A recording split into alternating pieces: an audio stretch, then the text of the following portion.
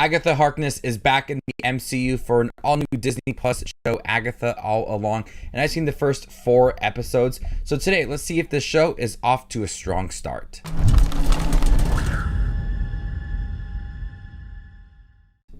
Hey everybody, my name's Justin here. I try to watch everything that hits theaters and on streaming services like Disney Plus. If you guys are like me, go ahead and hit that subscribe button down below and click that bell notification for more up and coming content. Agatha Harkness finds herself down and out of power after a suspicious goth teen helps break her free from a distorted spell.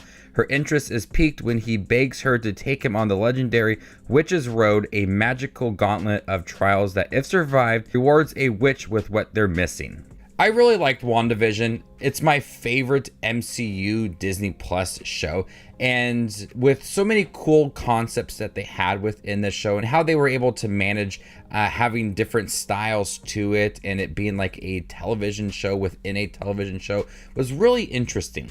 And within these first 4 episodes, you get a great continuation of WandaVision, all centered around Agatha Harkness, and this carries over nicely from what had happened to Agatha Harkness at the end of WandaVision. So there's that great continuation surrounding it all, and now that Agatha Harkness is stripped of her powers, she and a coven and this teen go on the journey to the Witch's Road to get what they are missing, and that is her powers. And this teen, played by John Locke, is interested in going to the Witch's Road despite knowing everything all about it, and Agatha Harkness has this chance to gain her powers again and just be this bad villain and manipulate people into getting what she wants, and that's getting a coven together and going on this journey. The premiere has the first 2 episodes. I've seen the first 4, and I will say that it does start off a little bit slow. It doesn't have that excitement like the WandaVision show had right away. The initial few episodes of WandaVision really piqued my interest, and I was really curious to see that style progress throughout the show. And in this case with Agatha All Along, it doesn't have that strong start to it. It has some interesting characters and a nice fun first episode, very similar to WandaVision, but it starts off very slow as you see what they're trying to do. Get their coven together and go down Witch's Road. There are 9 episodes, and with the 4 episodes I did see, I'm not sure the remaining episodes are going to be all that exciting. I feel like it's going to be a show that will have some repetitive moments and maybe some episodes that could have been cut down, because the way that they progress these characters, this coven led by Agatha Harkness, it's much more of a setup for the remaining episodes. And understanding each character within here that joins this coven and then eventually getting to this Witch's Road. There's so much more that they have to do with these remaining episodes, and I'm not sure how much they could put into it, because the story starts off and it feels very, very slim. Like there's all these characters that are, they got the characters in the beginning, and then they have Aubrey Plaza join the show later on, and they get to the Witch's Road, but they all are trying to get what they are missing. Agatha Harkness is missing all the powers from the end of WandaVision, so I'm curious to see how the remaining episodes are going to be. If it's just focused on her getting the powers, how much can you actually do with all of that? But I really like Kathryn Hahn once again as Agatha Harkness. I really liked her in WandaVision. She was very manipulative, but there was that curiosity to that character that made me wanting to go back again and watch that show and keep my interest as the episodes aired weekly.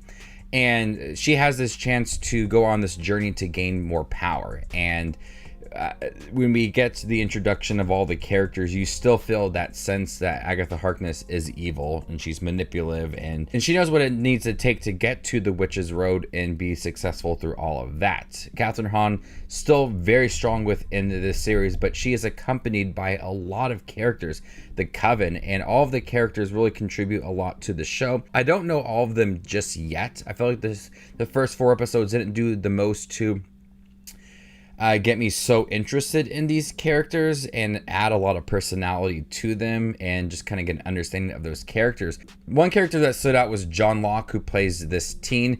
He's very interested in going to the Witch's Road. We don't know who this character is fully just yet, but he's very curious about everything. There's this like mysterious cloud around this character, and he fits nicely alongside all of the characters. Debra Jo Rupp returns from WandaVision. All the people that are joining this coven, he fits nicely alongside them. And the overall vibe of this show is perfect for the time that it is released. Mid-September, the last 2 episodes air on Halloween. It has that Halloween vibe to it. The Witch's Road, the costume designs, the overall look of the series is much darker compared to other MCU shows. There are some jump scares, there are some creepy moments along the way, and with these first 4 episodes, it really dives deep into the witches and the coven and different spells along the way. It's a great atmosphere that is very spooky at times and is perfect for its release.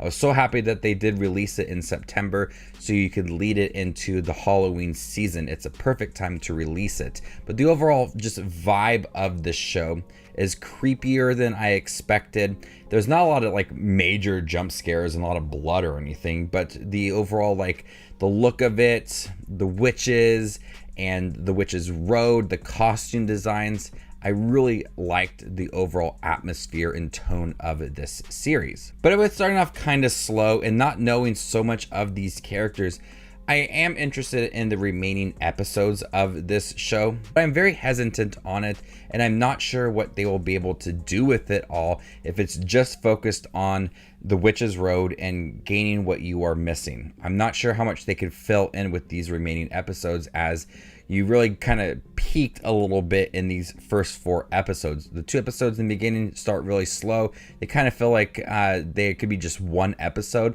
but it picks up in the 3rd and 4th when you eventually get to the Witch's Road. All of that, it comes entertaining. There are some very cheesy moments in here. Some songs that are sung and some dialogue and conversations between characters. It's a little bit cheesier compared to other MCU shows, but they really play off of that coven and the witch's abilities throughout. There are at times it feels a little bit cringy, but the acting's really good and the style to it really stands out.